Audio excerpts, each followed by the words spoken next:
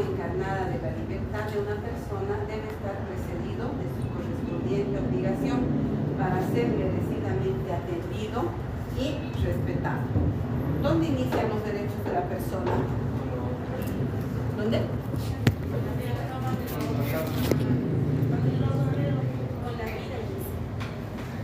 ¿Será que solamente inicia con la vida? ¿Desde qué momento inician los derechos? Desde la concepción. Desde la concepción, porque esa persona ya tiene derechos. Existe, ¿no? No podemos abortar. Sí podemos, no debemos. Es considerado un delito. Es considerado un delito. Pero si nos ponemos a analizar, ¿no? ¿Qué delito es más fuerte? ¿Para qué? Para traer niños que están abandonados. Pero los derechos de una persona inician desde el momento de la concepción y ¿dónde terminan? La muerte. Ya, pero también ¿dónde pueden terminar esos derechos? Donde comienzan los derechos de los demás. Yo, para exigir, ¿qué debo dar? Respeto. O sea, si yo quiero que se respeten mis derechos, debo respetar los derechos de las demás personas. Una ley se infringe, no tomamos en cuenta, esa ley tiene su... Todos sabemos, directa y indirectamente, personas analfabetas, aunque dice que se ha abolido el analfabetismo en Bolivia, creo que no, todavía hay personas que lo saben, pero indirectamente saben que ciertas conductas van a tener una acción, va a tener su sanción. ¿Por qué? Porque si yo mato a esa persona, yo sé, será que porque no sé leer y escribir, puedo decir es que no sé leer y escribir y no sabía y lo maté por eso. No, sabemos que es una actitud mala, es una acción mala que va a tener su consecuencia y nosotros debemos respetar como abogados, como personas de leyes y como personas comunes y corrientes.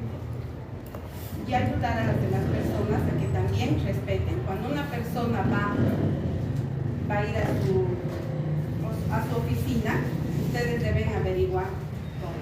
Pero también exigirles a esas otras personas que respeten.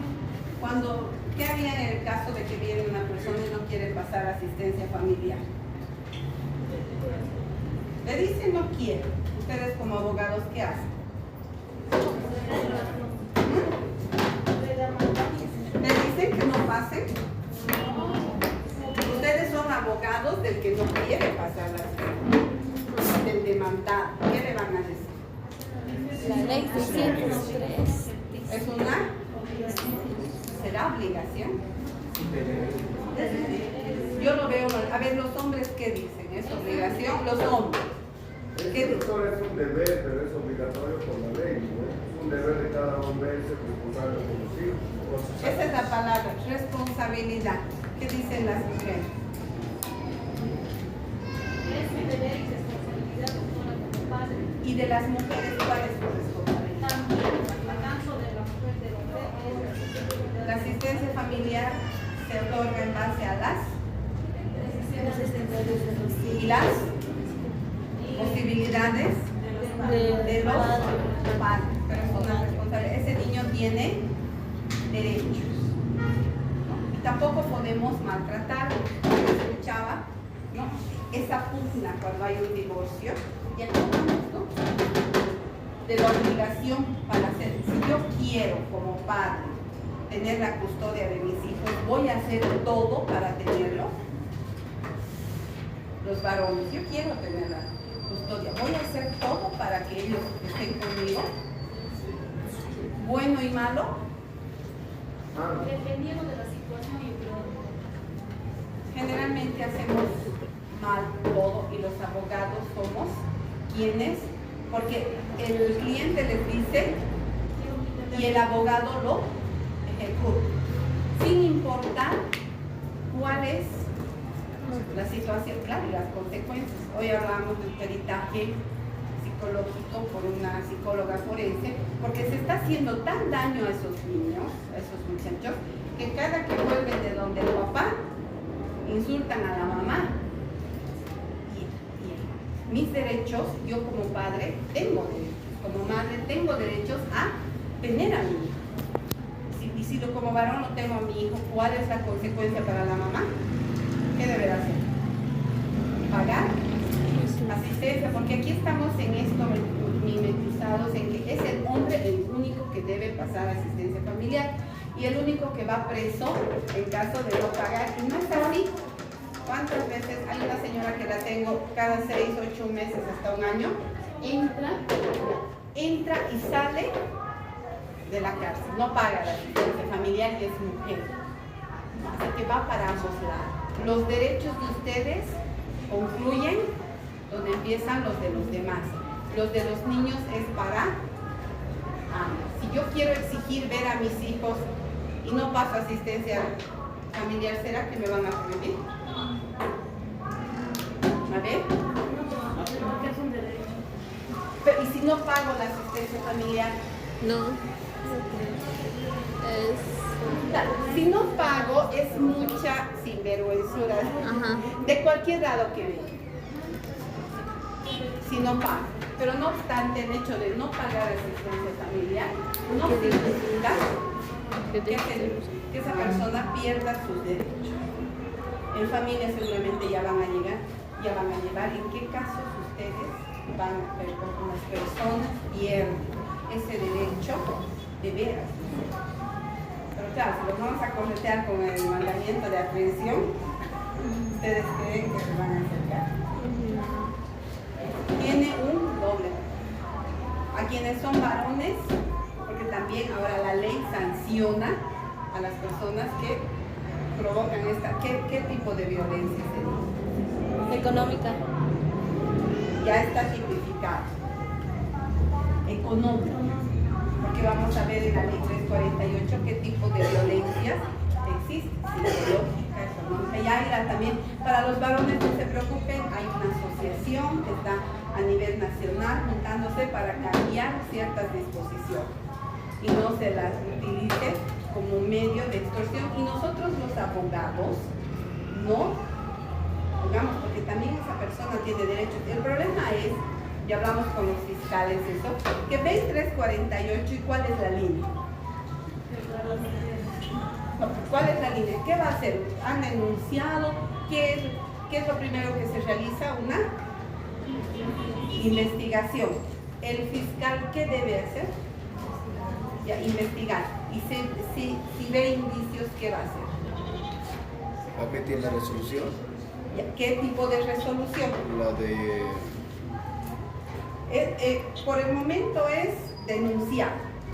¿Qué resolución va a emitir? Una imputación formal.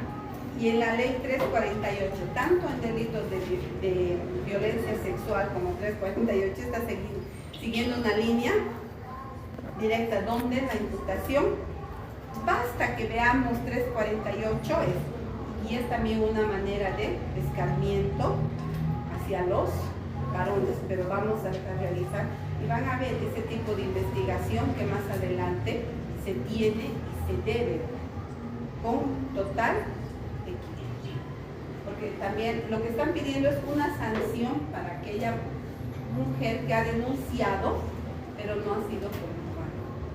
Inclusive cuántas mujeres se han hecho pegar y lo han denunciado a la pareja, ¿no? Así que, ¿y la habilidad de quién es esa? Del abogado. O sea, es que ese es nuestro trabajo, la habilidad. ¿Qué hace el Ministerio Público? Recolecta. ¿Qué hacen cuando somos abogados particulares? Pedimos todas las pruebas que se pudieran encontrar. ¿Para qué? Para iniciar esa denuncia. Así que debemos tener ese cuidado de también nosotros respetar y hacer respetar los derechos de las otras personas. Porque ¿para qué están estudiando derechos? Para ganar dinero. Para vengarse los Para vengarse, porque van a decir, ¿no? Cuando somos abogados, nosotros solo gastamos papel, porque todo lo demás, ¿no? Pero que el tiempo ayude a bajar esa adrenalina y que sea más que para vengarse, para exigir justicia, porque si quiero vengarme, ¿por qué? No van a ir a quemar el auto del ex, ¿no? ¿Han visto en Santa Cruz? O sea, le ha ido a quemar el auto al ex, porque han terminado la relación y lo ha llamado y le ha dicho, puedes buscar tu auto, no sé dónde, el auto incendiado. Pero ¿quién se ha perjudicado? Aquí hay un delito. ¡Ay! Robo, porque se ha llevado el auto y encima lo ha incendiado.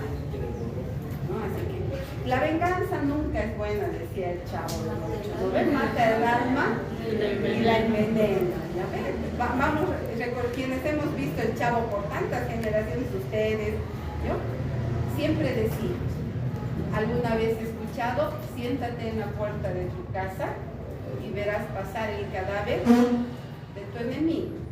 Acá se hace y acá se hace. Somos abogados y esa nuestra credencial nos abre las puertas de muchos procesos, sí. Pero tampoco vamos a hacer abuso, ¿no, doctor?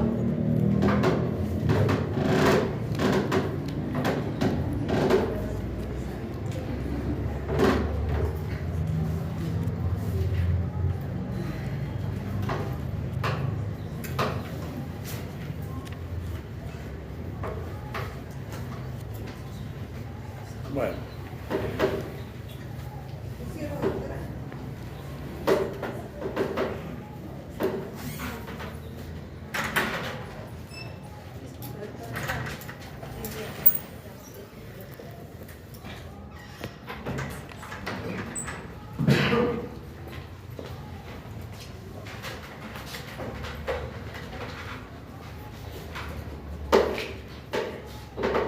Hay algunos contenidos que con el grupo paralelo se los ha pasado por alto. Bueno, recién en casa, pensando en la secuencia de las lecciones que tenemos, he reparado en ese detalle y me he dado cuenta de que se han omitido involuntariamente esos contenidos que sí son importantes antes de que ingresemos propiamente a esta lección que intitula Actividad Procesal. Hay necesidad de explicar algunos artículos que después van a servirnos como auxilio para comprender esta lección. Entonces, voy a remitirme a esas disposiciones que no las hemos explicado y que considero son el preámbulo, son la antesala para recién abordar la próxima clase esta lección. Con esa explicación voy a reproducir un artículo que dice lo siguiente. Después ustedes me van a decir de qué artículo estoy hablando. Los jueces y tribunales, para el cumplimiento de los actos que ordenen en el ejercicio de sus funciones, deben requerir el auxilio de la fuerza pública y de adoptar otras medidas necesarias. Voy a repetir esto. Los jueces y tribunales, para el cumplimiento de los actos que ordenen, deben, en el ejercicio de sus funciones, deben requerir el auxilio de la fuerza pública y de adoptar otras medidas necesarias. Ese es más o menos el artículo. No lo estoy diciendo de memoria, lo estoy explicando. ¿Ha encontrado esta disposición?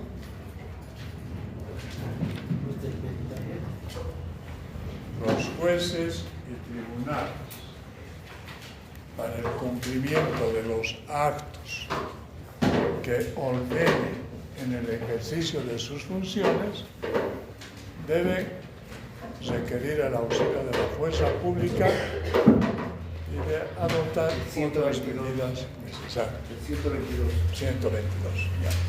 Ténganlo presentes, 122.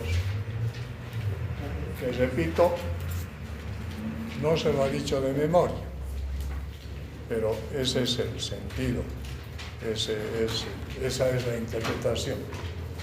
Ahora, como ya es habitual, han debido ustedes además percibir de que en todas nuestras clases realizamos un contraste, una comparación de lo que explicamos en nuestra materia, Derecho Procesal Penal, con lo que ya tenemos previsto en Derecho Procesal Civil.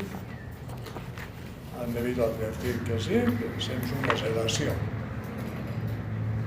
En el Código Procesal Civil hay un artículo que más o menos prescribe lo siguiente: que los jueces, para que sus decisiones sean cumplidas, van a solicitar el auxilio de la fuerza pública y, en su caso, van a imponer medidas pecuniarias a las partes que se resistan al cumplimiento de sus resoluciones. Bien, esto que estoy en este momento comentándoles está igualmente en el Código Procesal Civil, pero no de manera literal. Lo estoy explicando para que me comprendan. ¿En qué artículo? En el Código Procesal Civil, ¿verdad? Pueden auxiliarse los que tienen en este momento. En el artículo 7, si mal no recuerdo. Los que estén con el Código Procesal Civil, por favor, díganme qué título tiene este artículo 7. Capítulo primero, función jurisdiccional. Préstame.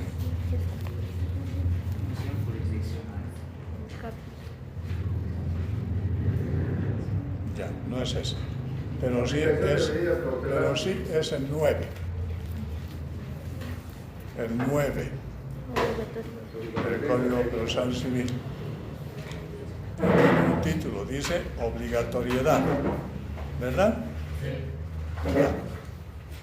Entonces, de la lectura que hicimos primero del artículo 122, se dijo que los jueces y tribunales, para el cumplimiento de los actos que ordenen en el ejercicio de sus funciones, se van a ver obligados a recurrir al auxilio de la fuerza pública y de adoptar las medidas. Este artículo 122 con el artículo 9 del Código Procesal Civil tienen íntima vinculación. Bien, ahora reportamos la teoría, porque el legislador ha tenido que recurrir, el legislador ha tenido que recurrir a la doctrina para poder redactar este artículo 9 del Código Procesal Civil y del artículo 122 del Código de Procedimiento Penal. ¿Qué dice la doctrina al respecto? La misión institucional de la jurisdicción se plasma, se configura, se materializa mediante la conjunción de tres poderes. No sé si esto lo expliqué en una de nuestras pasadas lecciones a ustedes. Si no lo hice, que valga la oportunidad. La misión institucional de la jurisdicción se materializa a través de tres poderes. ¿Cuáles son esos tres poderes? El poder de la documentación, el poder de la decisión y el poder de la cohesión. A su turno, cada uno de estos poderes, ¿qué explicaciones tiene? El poder de la documentación se focaliza en la generación de pruebas. No solamente pruebas documentales, sino todos los medios de prueba que están consagrados en la ley. ¿Cuáles son esos medios de prueba de los que se valen las partes? A ver, ¿qué es que documental? Ya, prueba documental, testificar, presunción, inspección, reconstrucción, todos. Entonces, repito, el primer poder, que se llama por la doctrina poder documental, no solamente se refiere a la generación de prueba documental, sino a todos los medios de prueba que están legalmente instituidos en las leyes, en los códigos. ¿Cuáles son esos medios de prueba? Ya los han referido. Prueba documental, prueba pericial, prueba testificar, presunción, inspección, reconstrucción, todo eso. La pregunta es esta. Este poder de la documentación, que implica todo un universo de pruebas, ¿a quién corresponde? ¿Quiénes son los encargados de generar estas pruebas? Las partes. Las partes. En nuestra asignatura, ¿quiénes son las partes? En delitos de orden público. Víctima y el imputado. El acusador público o privado y el imputado. Entonces, sobre estos sujetos procesales que los he nombrado y que son partes, hay esta responsabilidad. ¿Cuál es la responsabilidad? De generar prueba. Pero no solamente prueba documental, estoy repitiendo varias veces, sino todos los medios de prueba que los tenemos consagrados en las leyes. Bien. ¿Cuál es el segundo poder de la misión institucional de la jurisdicción? El segundo poder de la misión institucional de la jurisdicción se denomina poder de decisión. Poder de decisión. ¿Y cómo se explica este segundo poder de decisión? ¿Quiénes deciden o quién decide El juez. el conocimiento de un proceso? El juez. Los jueces.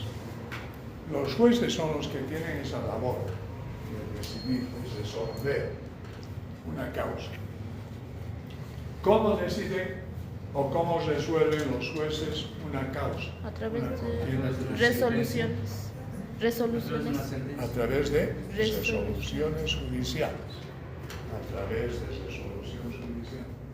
¿Qué tipo de resoluciones judiciales caracterizan la labor de los jueces? Decretos. Decretos, autos interlocutorios, sentencias. sentencias, autos de vista y autos supremos. Segundo poder, ¿verdad?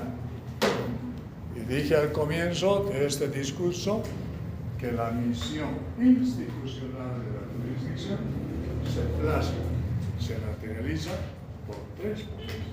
Hemos explicado el primer poder de la documentación, que es todo un universo de pruebas y que generalmente es de responsabilidad de ¿quiénes? De las partes. El segundo poder de la decisión, que corresponde a los jueces, como se plasma por el pronunciamiento de resoluciones judiciales. Y el tercer poder de la misión institucional de la jurisdicción es el poder de la coerción, o sea, poder de la fuerza. Lo explicamos, al igual que nosotros. Si los jueces deciden pronunciando resoluciones judiciales, y de estas resoluciones judiciales la más importante es la sentencia, porque la sentencia pone fin a un litigio. ¿Me comprende? No es que estés restando importancia a las otras resoluciones judiciales, no es que estés restando importancia, pero tenemos que asumir que de todo ese conjunto de resoluciones judiciales, la más importante es la sentencia. Los decretos, los autos interlocutorios también son importantes, pero no me canso de repetir de que la sentencia es la más importante. ¿Por qué? Porque pone fin a un litigio, resuelve un conflicto, resuelve un litigio.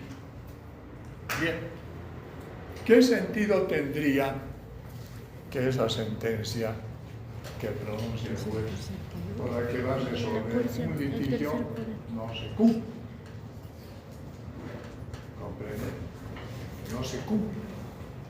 Que hay una especie de entorpecimiento por cualquiera de las partes. Generalmente el entorpecimiento sobrevendría del perdedor. El perdedor no se encontraría satisfecho con esa sentencia, ¿comprende? Por lógica. Y vería la forma, qué sé yo, más astuta de eludir el cumplimiento de esa sentencia. Se valdría de una serie de artimañas.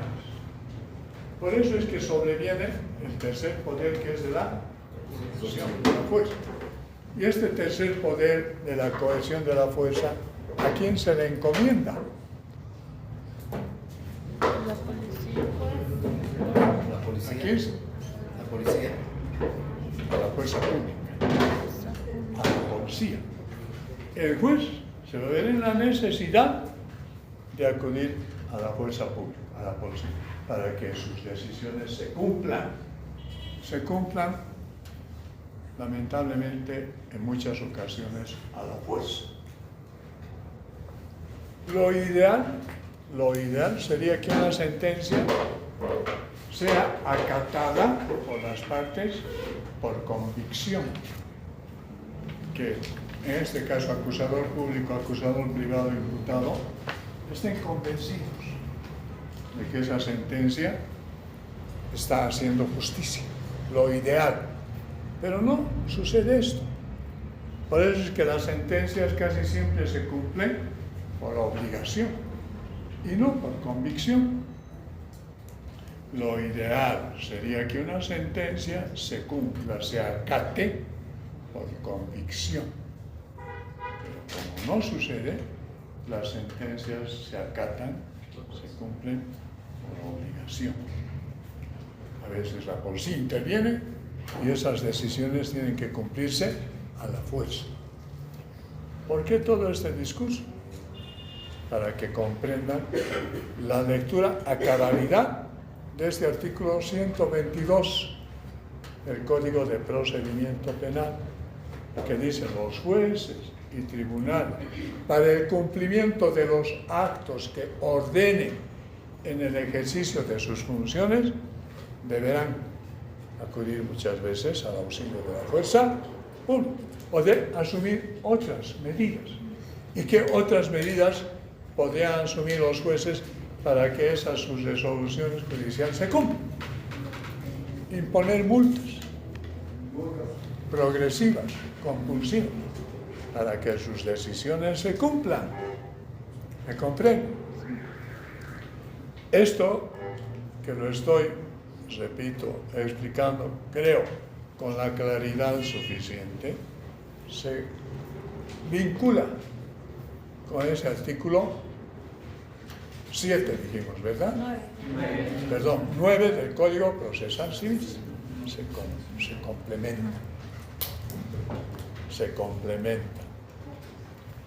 Bien, era necesario explicar este artículo 122 del Código Procesal Civil, porque con seguridad en el examen va a haber una pregunta que esté formulada de la siguiente manera: ¿cómo se configura o cómo se materializa la misión institucional de la jurisdicción?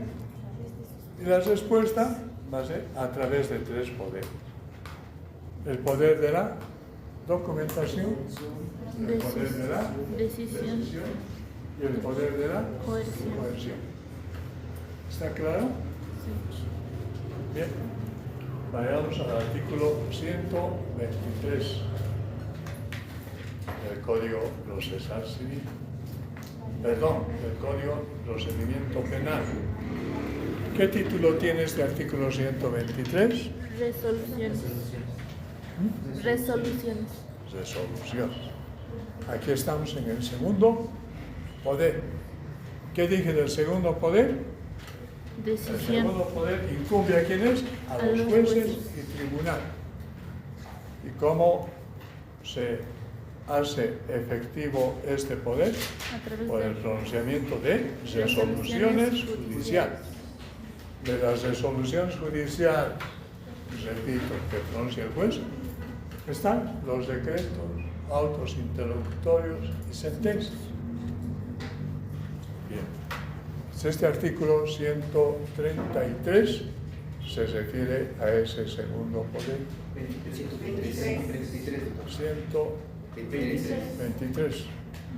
123. Estas resoluciones judiciales, ¿en qué actos se van a pronunciar? Generalmente, de acuerdo a los principios que gobiernan el proceso penal. Estos decretos, estos autos, estas sentencias, ¿dónde se van a pronunciar? ¿O en qué acto? En el juicio. En audiencia. En audiencia. En audiencia, porque de esa manera se estaría respetando tres principios. Tres principios que son el perfil de una audiencia. ¿Cuáles son esos tres principios? Oralidad, inmediación y continuidad. Que lo tenemos en este artículo 123. Este artículo 123, si lo van analizando así con detenimiento, hace mención a estos tres principios, de la oralidad, de la inmediación y de la continuidad. Desde luego que hay otros principios, como los principios de la publicidad, pero sobre todo resaltan estos tres principios, el de la oralidad, el de la inmediación y de la continuidad.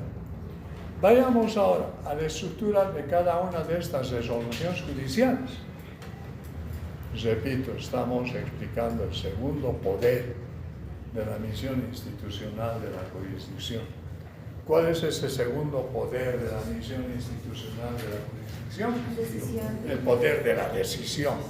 ¿A quién corresponde este poder? Jueces y tribunales. ¿Cómo? Por el pronunciamiento de resoluciones judiciales. Y, repito, hay un detalle de las resoluciones judiciales. Decretos, autos interlocutorios y sentencias. Vayamos, como dije hace un momento, a la estructura de cada una de estas resoluciones judiciales. Un decreto se diferencia de un auto interlocutorio. ¿Cuál es la diferencia entre un simple decreto y un auto interlocutorio? En que el decreto es una resolución judicial de mero trámite, que se pronuncia sin sustanciación.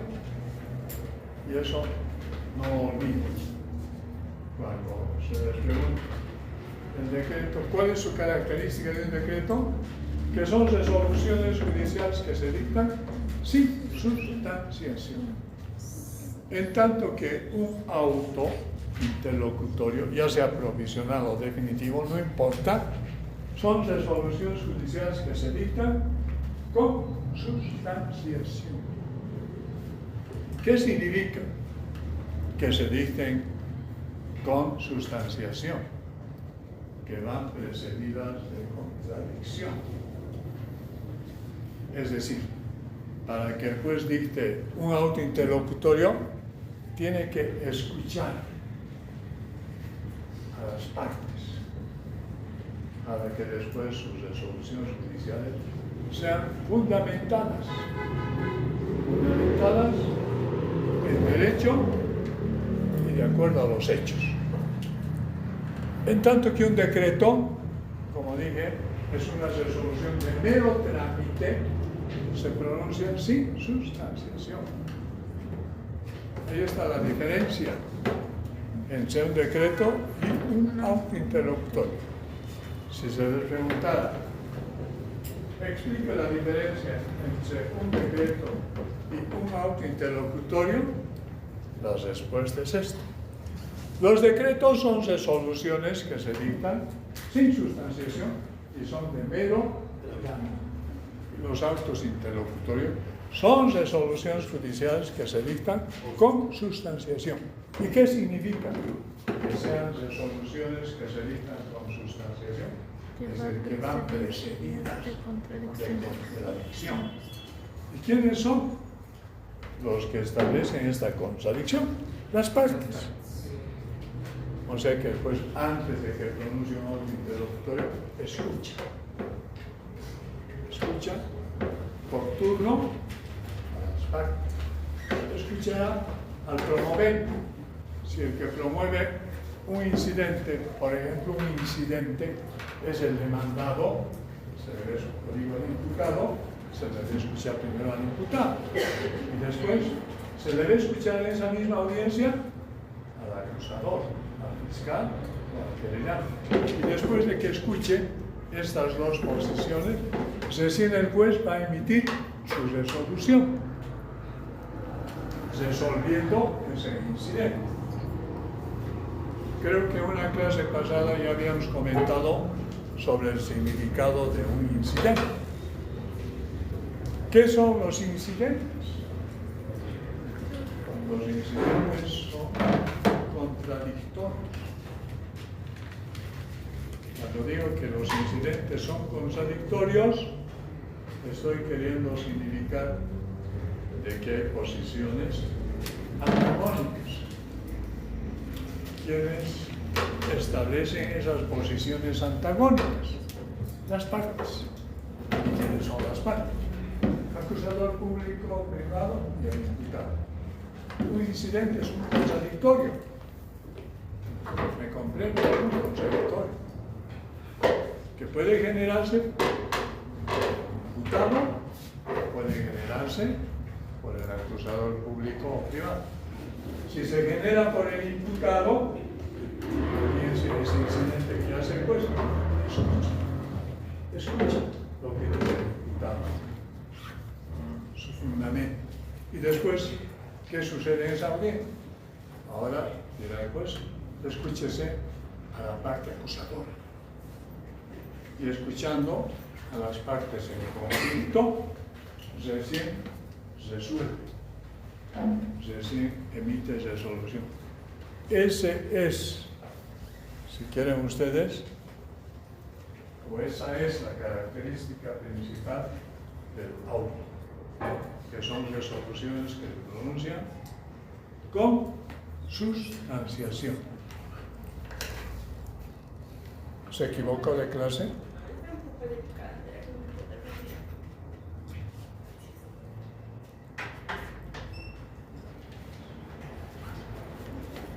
Los decretos, ¿qué son? Son resoluciones judiciales que se dictan sin sustanciación, son de mero trámite. ¿Qué son los autos interlocutorios? Son resoluciones judiciales que se dictan con sustanciación. ¿Qué significa que sean resoluciones que se dictan con sustanciación? Van precedidas de contradicción. Y la contradicción, ¿quién la genera o quién la genera? Las partes. Y el juez, para resolver un incidente, escucha primero al incidentista y después al adverso y resuelve ese simple. Resuelve pronunciando un auto interlocutorio. Y la sentencia, la sentencia es una otra resolución judicial. La más importante, lo que dije hace un momento, la más importante. ¿Por qué es la más importante? Porque pone fin al litigio. Pone fin al litigio en primera instancia y se cae sobre las cosas litigiosas en la forma en que hubieran sido demandadas. Cuando digo que la sentencia es una resolución que pone fin al litigio en primera instancia, estoy remarcando que un proceso judicial consta de ¿cuántas instancias? Dos. De dos instancias. Repito, un proceso, un litigio consta de dos instancias. No hay tres. Bueno, si un proceso consta de dos instancias, la sentencia, ¿en cuál de las instancias se pronuncia? Primero. Y si esa sentencia es impugnada, se abre una segunda instancia. ¿Y cómo se va a abrir una segunda instancia si la sentencia se le impugna? Utilizando un recurso. Utilizando un recurso ordinario de apelación. Interponer un recurso ordinario de apelación contra la sentencia, se abre la segunda instancia, que va a tener que ser conocida, sustancial y resuelta. ¿Por qué? ¿Por el mismo juez que ha pronunciado la sentencia? No, el juez superior. Y esa resolución que pronuncia este juez superior, ¿cómo se llama? Auto de vista. Auto de vista que pone fin a la apelación. Ahí está la segunda instancia. Y ese auto de vista que resuelve un recurso ordinario de apelación, ¿puede impugnarse? Sí. Sí, se impugna. Con un recurso extraordinario. Con un recurso extraordinario de casación. Fíjense, aquí está. ¿Qué les digo? La clave para que se entienda todo. Dijimos que el auto de vista se impugna utilizando un recurso ya no ordinario, extraordinario de casación, ¿verdad? Cuya competencia ¿a quién le corresponde? Al Tribunal Supremo. Entonces parecería que la lógica, el sentido común, nos dice que hay tres instancias. Pero no es así, porque ya se lo... ¿Qué es el recurso de casación? Es un recurso extraordinario. No es un recurso ordinario. Porque si fuera un recurso ordinario, sí, se abriría una tercera instancia. Pero como es un recurso extraordinario, no se abre instancia. Entonces, con estas explicaciones, estamos ahondando y estamos clarificando ya dos artículos. El artículo 122 y el artículo 123 del Código de Procedimiento Penal. ¿En torno a qué? En torno a dos poderes. El primer poder, dijimos que era de la documentación, y ese poder que lo estamos explicando es el de la decisión, que corresponde a los jueces y tribunales. Porque son ellos que dictan las resoluciones judiciales. Ahora, si una causa, un litigio, se ha desplazado por estos caminos que les estoy explicando, después de que el Tribunal Supremo resuelva un recurso extraordinario de casación, ¿por medio de qué resolución? Auto Supremo.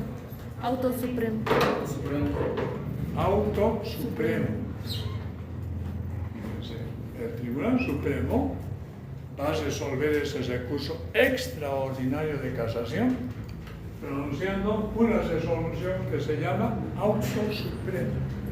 Contra ese Auto Supremo habrá otro recurso. No. Entonces, ¿qué sucede? Con esa sentencia, miren, que se ha desplazado de primera instancia a segunda instancia y ha llegado al Tribunal Supremo. ¿Qué sucede con esa resolución? Es ejecutoria. Ya no hay más nada que hacer. Se ejecutoria. Ya no hay ningún otro reclamo más que se tenga que hacer. Esa resolución judicial, repito, se ejecutó, hechas raíces, y debe cumplirse. Tiene que cumplirse. Si hay un descontento, si hay una seria resistencia a que se cumpla esa sentencia ejecutoriada, que va a ser el juez. Orden público. Cosa pública. Acude al auxilio de la fuerza. Ahí está el tercer poder. ¿Cómo se llama ese tercer poder? La coerción. Las decisiones de los jueces, o sea, sus resoluciones se cumplen. Cuando finalmente esa resolución ha recorrido todo esto que lo he comentado, tiene que cumplirse. Si no están las buenas, las malas. El juez va a acudir a la fuerza pública. Lo van a tener que aprender. Si hubiera, por ejemplo, recaído sobre ese imputado una sentencia condenatoria, tiene que cumplir, ¿verdad? Eso es ¿dónde la va a cumplir? ¿En su casa? En un recinto penitenciario. Es un penal. Tiene que pagar la deuda que tiene con la sociedad. Y de repente es refractario a eso y está preparando su fuga. Se van a agotar todos sus mecanismos para capturar fuerza pública, ¿verdad? Se van a agotar todos los mecanismos para capturar y evitar que se fugue. Se lo va a llevar a ese lugar donde tiene que purgar su condena. Ahí están los 6 poderes. ¿Se ha entendido? Bien. Todo esto lo tenemos en estas 2 disposiciones. Pero no en la forma en que estoy explicándoles. Entonces presumo que la explicación que se les está haciendo es lo suficientemente clara para que me comprendan. Bien. El registro de estas resoluciones judiciales, ¿cómo se hace? El código nuestro, este código de procedimiento penal, es un código de avanzada. Hasta me atrevería a decir que es un código mucho más moderno que el Código Procesal Civil. ¿Por qué? Porque incorpora en sus artículos modalidades electrónicas. El registro de las resoluciones judiciales que pronuncia el juez, decretos, más que todo autos interlocutorios definitivos y sentencias, se tienen que registrar, ¿verdad? Y asumen la modalidad clásica del registro que se lo hacía por el secretario de manera manuscrita. Ahora el registro es electrónico. ¿A través de qué? De transmisión. Y eso también lo hemos explicado. A través de una repartición de los tribunales departamentales de justicia que coadyuva la labor del juez y tribunal, que es la oficina. ¿Qué oficina es? Gestora.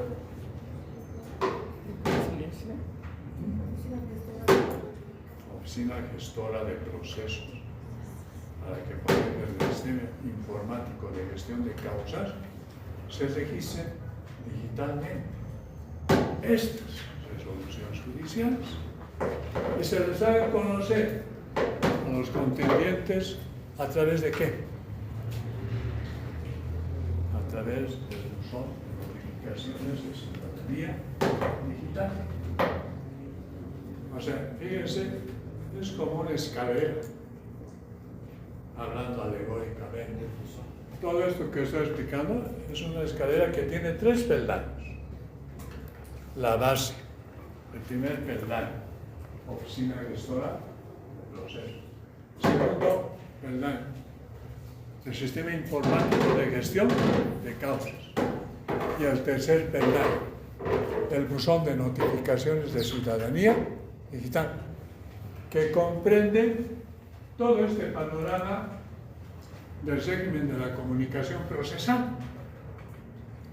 Todo lo que han escuchado hasta el momento es una apretada síntesis del régimen de la comunicación procesal. ¿Por qué régimen de la comunicación procesal? Porque los órganos jurisdiccionales, o sea, los juzgados, tienen la obligación de hacer conocer los actos que generan, que son resoluciones judiciales, ¿a quién? Principalmente a las partes, por medio de estos mecanismos electrónicos. ¿Está entendido? ¿Cuál sería el segundo, perdón, doctor? El primero sería la Oficina gestora de procesos. Segundo peldaño. Estoy hablando alegóricamente, eso no está en el código. Oficina gestora de procesos, primera gradita, segunda grada. ¿Cómo es? Sistema informático. Sistema informático de gestión de causas. Y la tercera grada, el buzón de notificaciones de ciudadanía digital. Bien. Las resoluciones que pronuncian jueces y tribunales no son resoluciones que se pronuncian ligeramente, no son resoluciones que se pronuncian frívolamente, sino que por el contrario estas resoluciones tienen que fundamentarse en cuestiones de hecho y de derecho. O sea, la ley exige que estas resoluciones judiciales estén apoyadas en cuestiones de hecho y sobre todo de derecho. Nuevamente, en esta última partecita, nos remitimos a lo que tantas veces hemos explicado. Los jueces son portadores del conocimiento del derecho. Los jueces son versados en el conocimiento del derecho. ¿Emérito a qué? Al principio. De iura novit Emérito al curia. principio del iura novit curia. Es posible. No, ni siquiera posible, sino que con seguridad los jueces no van a conocer los hechos. Porque los jueces, siendo versados en derecho, van a exigir de las partes en conflicto que se les refieran los hechos. Y los hechos están en posesión de quién? De las partes, de los contendientes. Por eso es que a las partes sí se les atribuye el conocimiento de los hechos. ¿Entiendes? Se les atribuye el conocimiento de los hechos.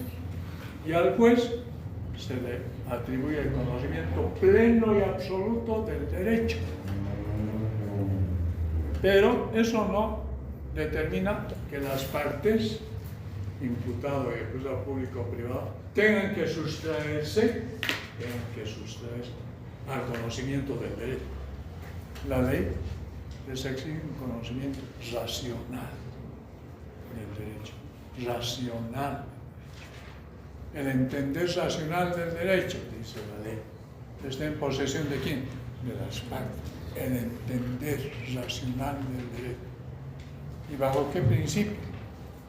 Bajo el principio de la lealtad procesal a la buena fe. Eso no está en el Código de Procedimiento Penal, pero está en el Código de Procedimiento Civil.